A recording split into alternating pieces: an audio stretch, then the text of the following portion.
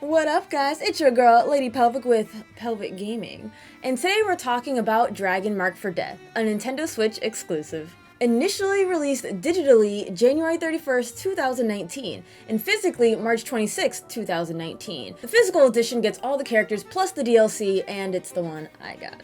I can't tell you if it was weird or ingenious how they packaged the game, 2 characters for $15 and $30 for all 4 characters. It was nice that you didn't have to pay for characters that you didn't want, unless there was one of each character in each bundle, then you're screwed, but I've just never seen a game initially do that before. So I saw this game late 2018, and initially I fell in love.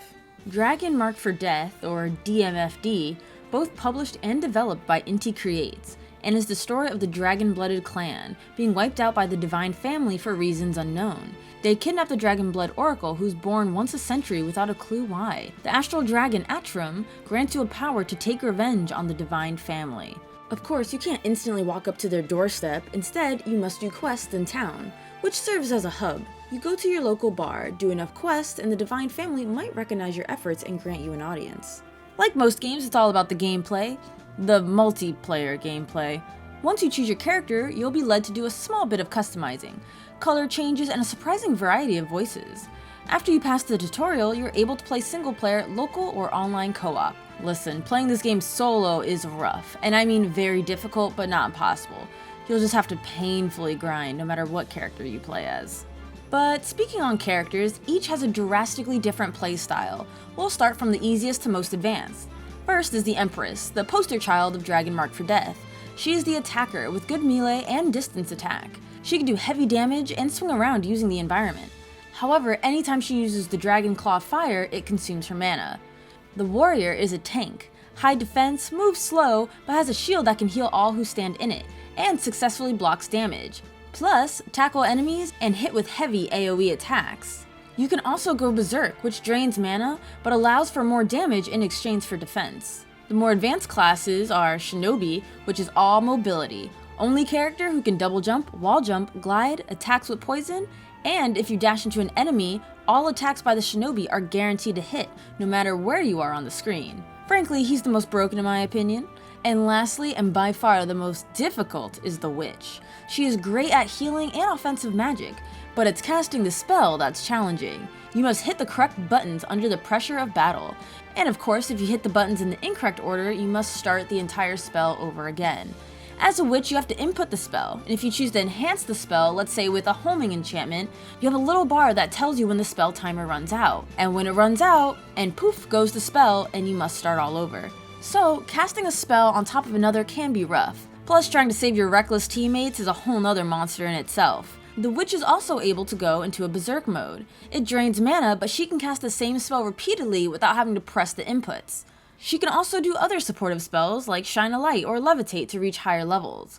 But let it be known, she is the most stressful of the 4. Something all characters can do is dash, which is so lovely as I hate moving slow. Mentioned before, you'll be taking up a variety of quests at the bar to prove yourself to the divine family.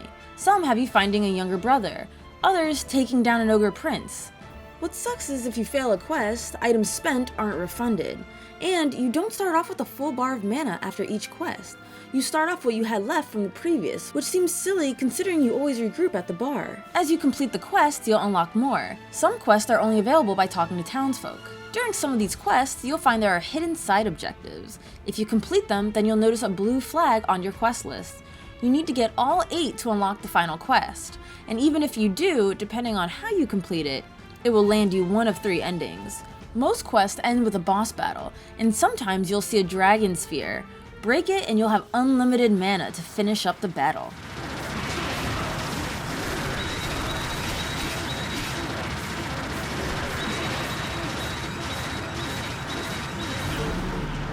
After doing enough quests, you'll be allowed to the upper city for better shops and more people to accept quests from. The city is quite big, but thankfully there's a nifty fast travel option to get around.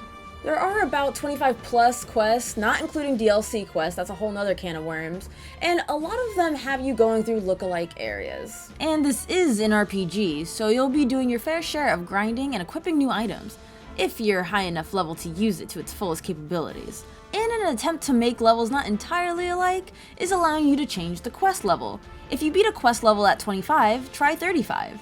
There are harder monsters, and monsters that weren't even there before in the previous quest.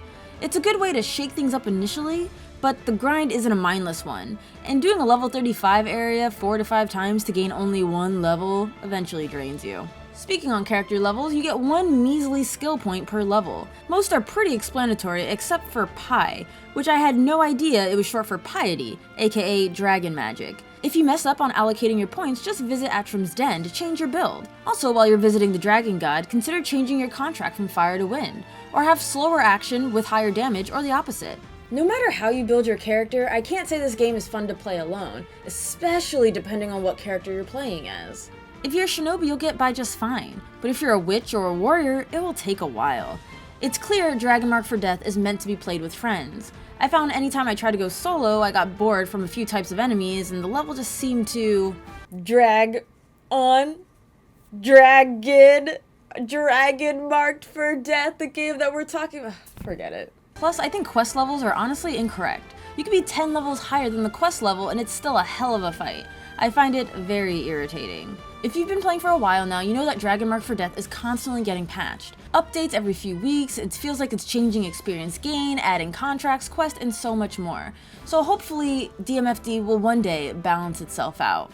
This title also suffers from the poor Nintendo service. Yes, you must have Nintendo Online to play, well, online. While playing, if the internet connection is poor, the party will be disbanded, and you'll have the option to continue the mission on your own. Thankfully, the game will readjust itself, noting there are not a team of people and reducing monsters' health considerably. A thing I appreciate is if you die during the quest, you're still awarded experience opposed to simply abandoning the quest where you get nothing. Sometimes it's best to purposely die.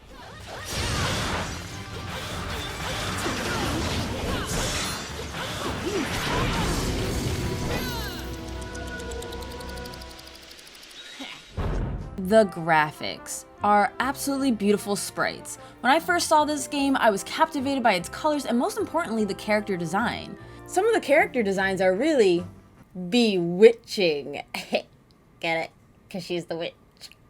Even the opening looks beautiful. I can't get enough looking at the characters. But fun fact, this opening wasn't there in the beginning. It was absolutely patched in. Looking at this amazing art and how it translated into pixels, oh my gosh, it was incredible. And it's so fluid looking too. Or one of my favorite animations is the Empress using her large dragon sword.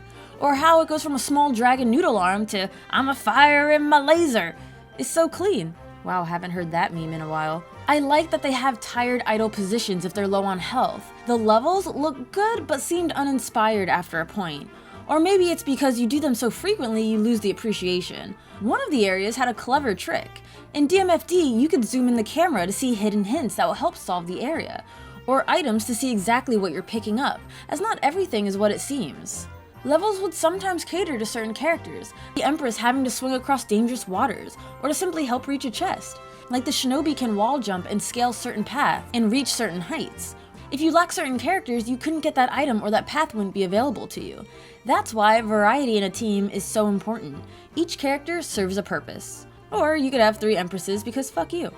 The lack of enemy variety was incredibly disappointing. Instead of making new enemies with different movement patterns and skill sets, it seemed like it gave most enemies a color swap and the harsh ability to poison. In DMFD, poison is deadly. Like any status effect, it goes away after a while, but not after taking a chunk of your health. Paralysis is another deadly one. You can't attack, only run for your life. At the very least, status effects were clearly seen, a small icicle to show that you've been slowed down, or a flashing yellow for paralyzed. I also appreciate the detail of your weapon changing when swapping equipment. The interface is nice. You have a small map on the bottom that shows the entire layout, where everyone is on the map based on their color. You can see your party's health and mana, which is very useful information for the witch. There are quick commands to talk to your party and quickly access your items and switch between weapons.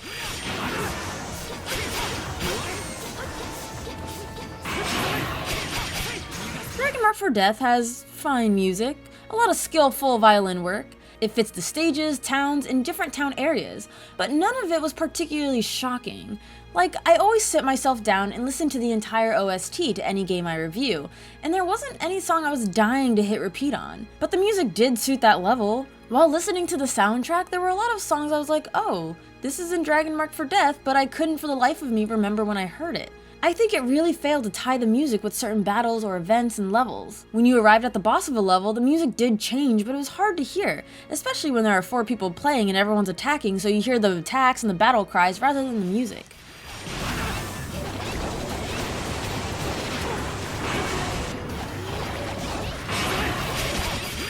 Thus, the music absolutely does not add anything to the boss fight, which is a shame. Really, when you first hear Dragon Mark for Death's OST, it's not captivating. Especially if you're playing with people, forget it, you'll barely notice it. If I had to pick a song, I'd say Shop. It plays at the end, and it's the one song I actually noticed while I was playing. And I was like, oh, this is really pleasant. It's peaceful, and it gives you a cozy feeling.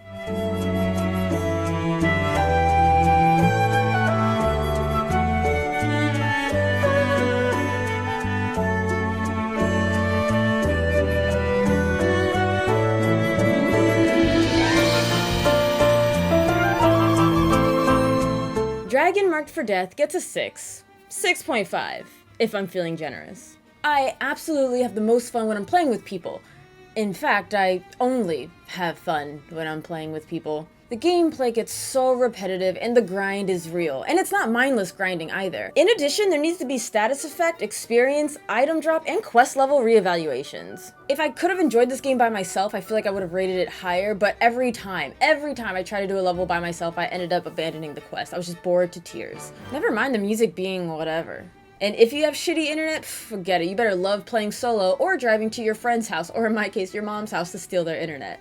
So my question for you is, what class in Dragon Marked for Death speaks to you? While I do main the Empress, who's straight up a fighter, I love the tank. I find him very strategic. He can defend, he can attack, you just rely on him a lot. He's just a great team player. That said, I really do like the Shinobi. Agility, mobility is everything. The Witch even has her perks, honestly. She's just really difficult to play. Solo, never. I don't want to play the Witch at all. So I guess I like them all. I'm best at the Empress, but I really do enjoy the tank and the Shinobi. Thank you for watching. Top box is more videos like this, and the bottom box is my Let's Play channel. And if you like what I do, please consider becoming a patron. Thank you. Mwah.